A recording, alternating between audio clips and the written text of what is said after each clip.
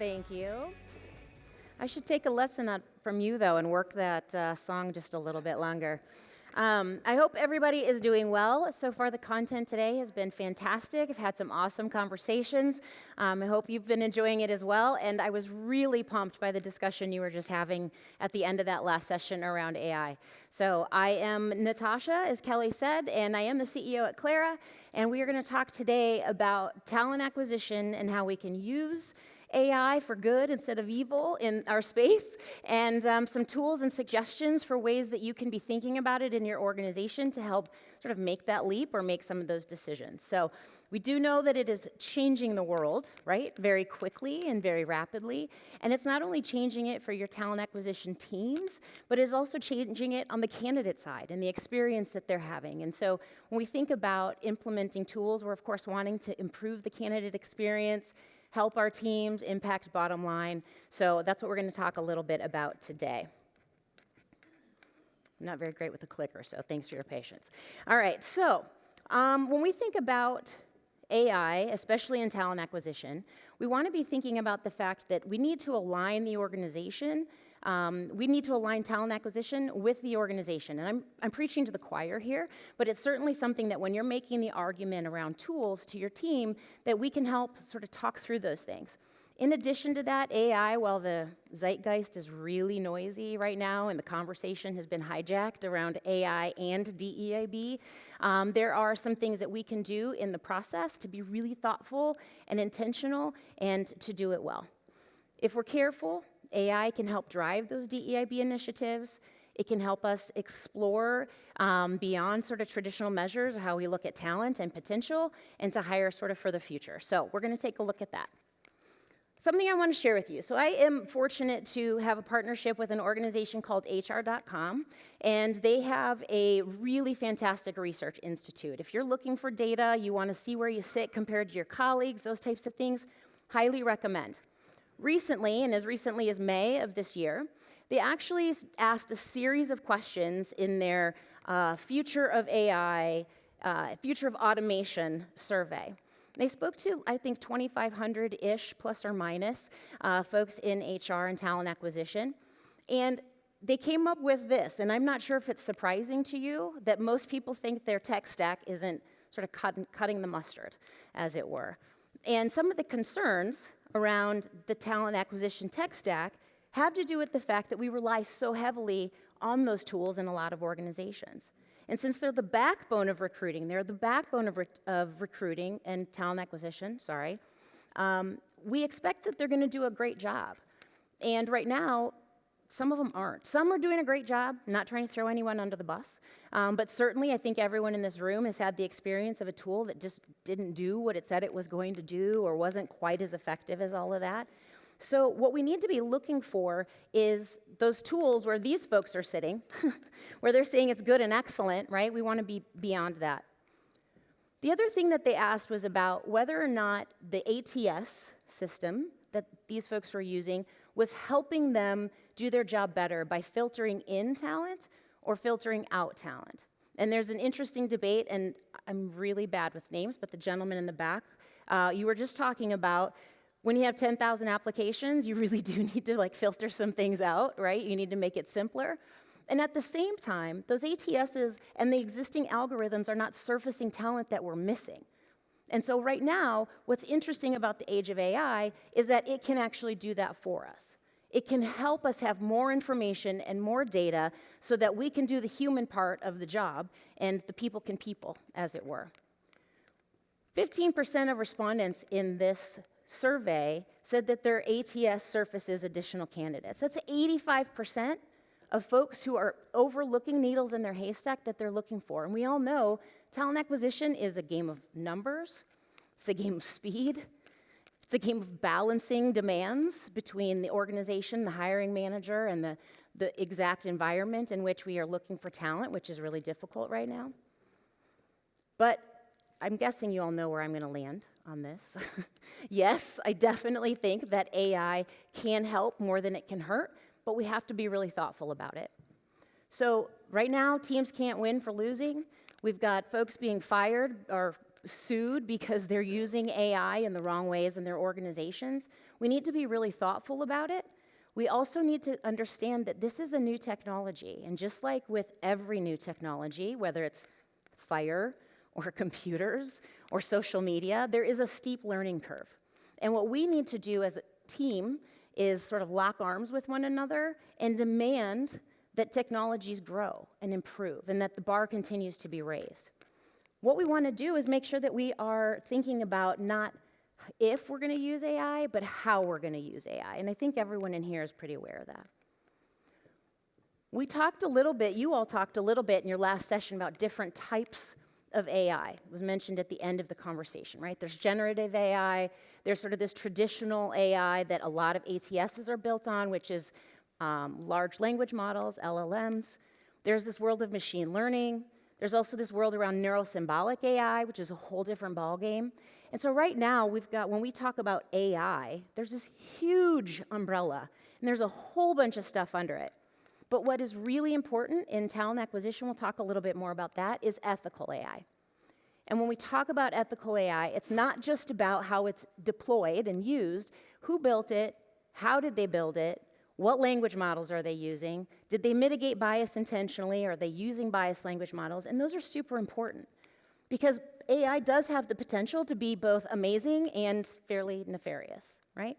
So we want to make sure that we're going well beyond this number 2, which is it can be limited by what's permissible by law, but as people who work with people, we need to make sure that we're going beyond that, right? That we're doing even better than what's expected.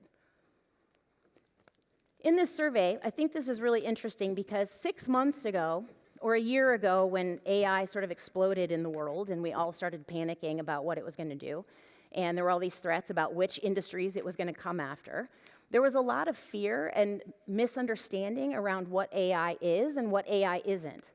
And so this is about the time that the HR.com, that's the they in this sentence, was talking to folks. And ironically, this is good. I think this actually looks different now. If I were to poll those same 2,500 people, I think it would look a little bit different. Some of the things I do think that are probably the same is they're worried about depersonalization, and they're worried about the level of trust, right? And like making sure that the decisions that are made are like, we can see it, it's not sitting in a black box. Of course, there's liability and vulnerability of bias. But I think that some of the things that would change would be the threat to recruiter jobs. It wasn't even in the top 15% for most folks who responded to this, which maybe a year ago, that would have been different. Lack of information on what AI actually is, and a lack of ethical information and data handling. Some of those things have been solved, right? As we move down the funnel. Now we're not talking about if we're going to use it, we're talking about how good is it, where we're going to use it, should we have policies around using generative AI, should our teams be using that and training large language models that are outside of our organization, or are we going to build our own and we're going to have it specific to our industry? There's a lot of questions to be answered, but I think what's really important is that the things that matter are the depersonalization and can I trust it, right? It's a tool that we're going to use. We have to be able to leverage it with great confidence. In this question, to what extent are you using AI? Only 5% of respondents said that they were using it to a large degree. That's probably not surprising. Maybe it is, I don't know. If you're an AI enthusiast, maybe it's a little bit daunting. But 72% of orgs that responded to this said they weren't using it at all. That, to me, is a little bit scary. Because the reality is that those organizations who are leading in AI, who are making some choices, being really thoughtful and intentional about incorporating it, the leaders are leading. And this is a place where we're going to see the gap between those who have engaged in technology and those who are waiting to engage in technology. We're going to see that gap grow. We're going to start to see that it's going to be harder for those organizations to find talent. We're going to start to see that it is harder for them to be thinking about long-term planning.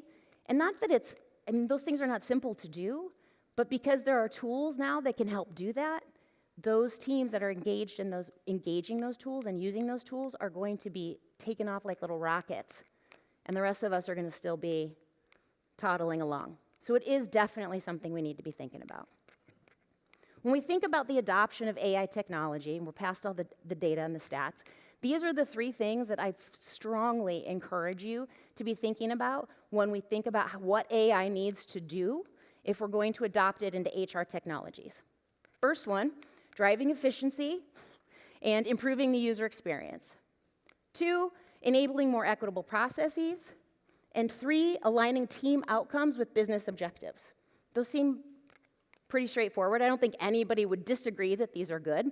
Maybe, I don't know, but I don't think that you would. But I'm curious, by a show of hands, in your organization, we're going to look at all 3 of these. I'd be curious if driving efficiency and improving experience would be the primary driver for adopting AI. How many folks would that apply to? Okay, we're at about a third. How about enabling more equitable processes? Interesting, okay, 2 of you. And then 3, aligning team outcomes with organizational objectives. Okay, so interesting that driving efficiency, right, and improving experience is our number 1, because we're all being asked to do more with less, right? And our teams are smaller, we're having to work more quickly and to be faster, but also more effective in the work. So I want to talk a little bit, this is going to tag on to the conversation that y'all just were having about different types of AI and how we might use them. As I said, it is a huge umbrella, and we really need to be thoughtful about where different types of AI can be applied or should be applied.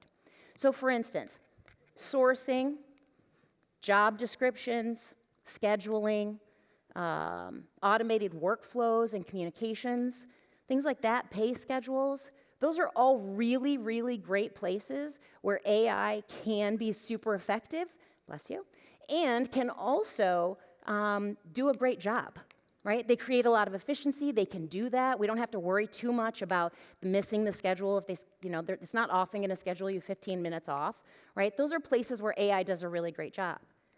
But the power of HR and the unique ability about HR as an industry is that it's people serving people. And so there's so much of the job that it has nothing to do with scheduling, has nothing to do with looking at creating charts and workflows and things like that. And a lot of folks are spending a ton of time doing that. So AI should create more opportunity for your people to be able to do the things that they need to do. So we want to be thinking about how can we be super intentional about this, and how can we continue to raise the bar? How can we ask our vendors to do a better job to get us better outcomes? So ethical AI can, in talent acquisition, drive efficiency and improve the user experience. It can save time. It can, both in the short term and in the long term, create efficiencies in that way around being able to reallocate resources, finding more needles in your haystack, as it were.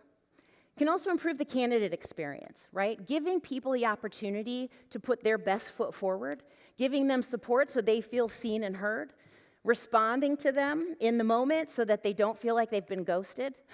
These are all things that AI can do a great job of. This increases brand awareness too, right? Like, what's the impact? Every organization's a little bit different. Like, what's the value of a positive brand experience for one of your applicants? That's a big question. For some folks, it's $1, right? Because maybe they're not necessarily a B2C sort of organization. Maybe you're Coca-Cola, and every person who has a bad experience applying with you could become a Pepsi customer, and maybe you lose them for life. Some of the financial institutions we work with, they're thinking about, man, if our candidates have a bad experience applying with us and then they don't want to bank with us, that is a lifelong relationship that we just lost. So thinking about those types of things.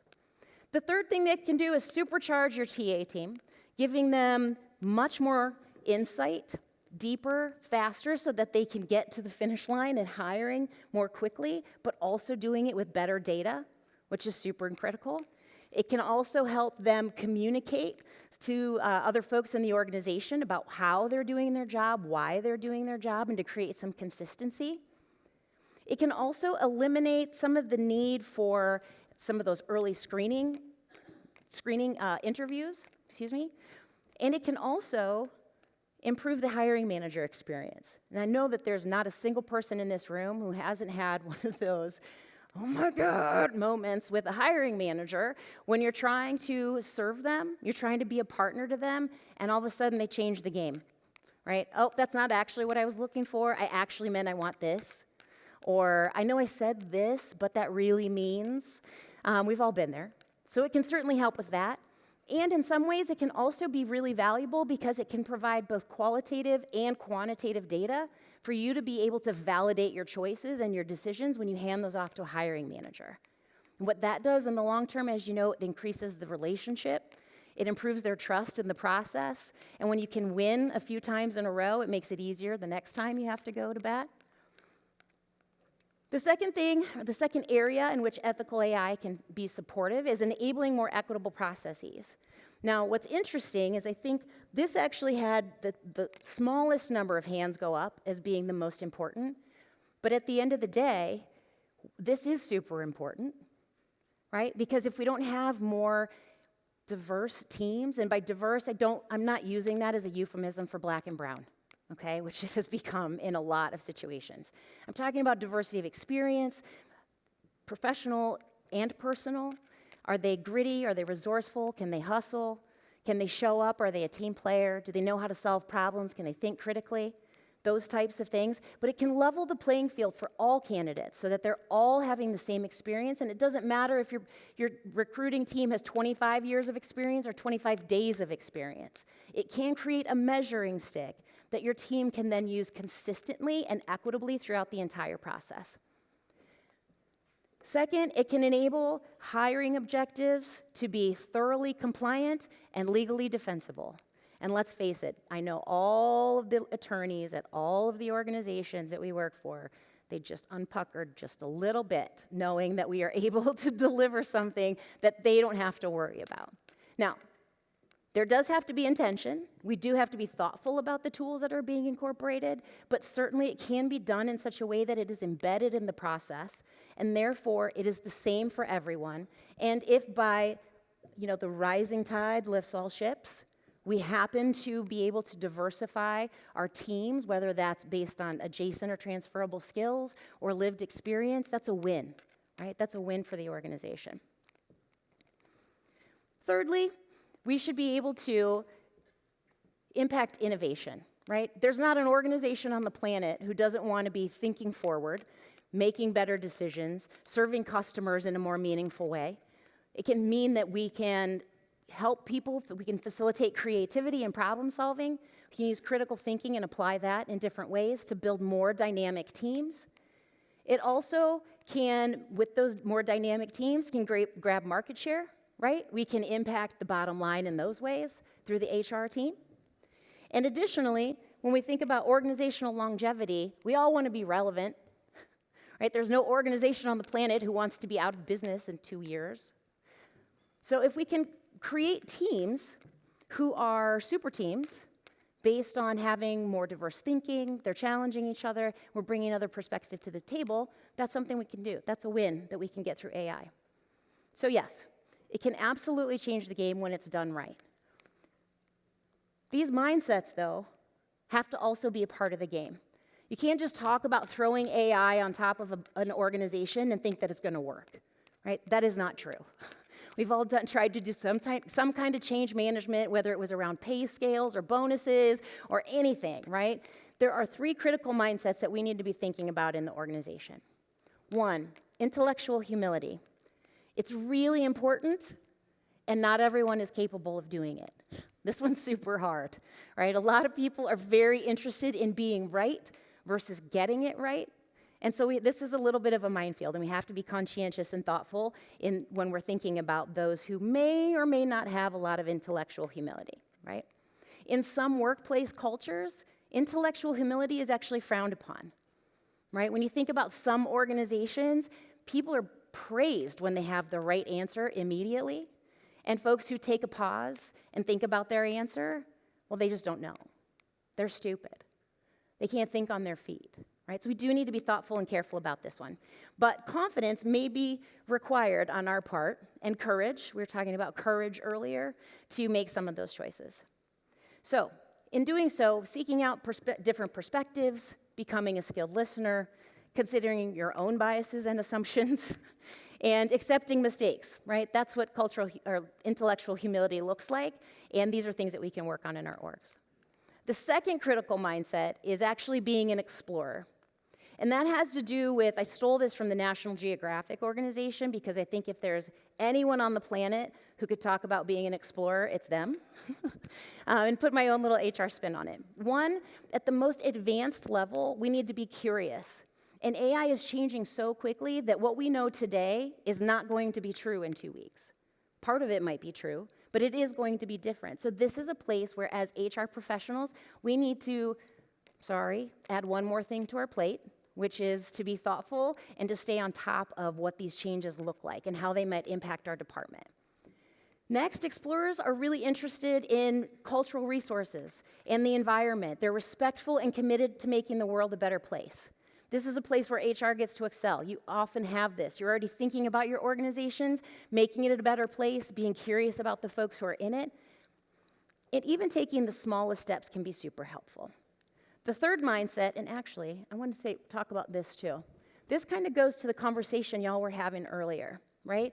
If what I need to do as an HR professional is in this yellow blob, and what AI can actually do right now with confidence is in this orange circle, we have to be really thoughtful that we're operating here where those things overlap, and we're not asking it to do things out here that it's not good at, right? For instance, there are a lot of video interviewing tools that are AI-based. I'm not knocking them all. There are some really great ones out there, but some are gonna ding me if I'm a neurodivergent person who has a hard time staring at a screen. It's gonna say that I didn't do a great job, or I'm not trustworthy, or I'm not a team player. So we need to be really thoughtful about those types of technologies and where we can trust them to do their job well versus where we need to step in and be the humans in the loop. All right, so guardian mindset. Humans are storytellers, right? We have learned history for thousands and thousands and thousands of years by telling stories. And it's super important that we think about that and we think about the outcomes that we want as an organization. When we're trying to get our leadership to buy into trying something new, starting with the story, starting with the why can be really meaningful, right? Now, I want your why to also come with ROI, so we can talk about that. That's a whole conversation. But it's really important that we talk about alignment with the organization, why we're doing the thing we're doing, and tying it back to the fact that there's not a single one of us in this room who doesn't want to be appreciated, valued, heard, seen. And the same is true for the folks that we're hiring. So if we can incorporate a technology that allows them to have that same experience, that's a win. And y'all know that the generations that are coming into the workforce are demanding that we see them and hear them and give them space. So this is a place where we can make an impact. So learning from history, agreeing on the desired outcomes as an organization. I think something that's also really important is in our organization, what are our values and principles around the use of AI and how we're going to proceed? And lastly, making sure that we build fences. What is an acceptable risk in your organization? It might look very different than it does in my organization. As I was listening to y'all talk about AI and how it's being implemented, some folks were saying, hey, you know what, we have to teach the model. Like, there's a risk. It is part of what we are. We have to be engaged in doing that. There are other organizations, nope. We are not taking that risk. It's not comfortable for us. And that's okay. But you just need to be clear on where your organization sits and thinking about these mindsets. So, questions that I would really strongly encourage you to ask when you are talking to any vendor who is suggesting that they're using AI in any of the versions of AI we've talked about, whether it's generative, whether it's just basic algorithms, anything. You need to be asking these 4 questions. Do we have a line of sight on who built it and how? Can they answer those questions for you? Are they throwing your data out into the void and training models for your employees and or candidates? 2, are the algorithms rooted in best practices? Were they mitigating for bias? Were they being intentional about working around those things? 3, Can we control how the algorithm is applied? If the tool that you're using has AI in a black box, do not use it.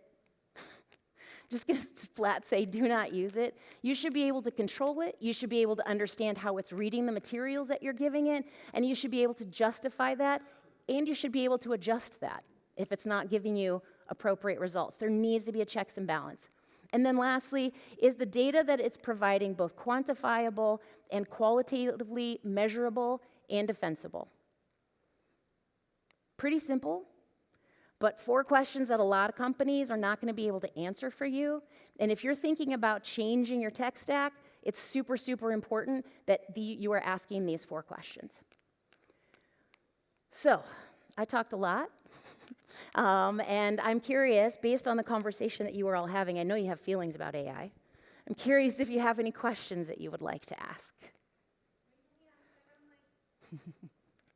Or maybe I've done an amazing job and you have all the answers that you need. So it's a little unrelated, but still about ethics of AI. Mm-hmm. I was talking to my 15-year-old kid the other day, and actually both my kids are somehow against, learning and applying generative AI, and they both have their own reasons, they're kids. But what's standing out for me, from what my older one told me is the social impact of generative AI and the amount of resources that are being used,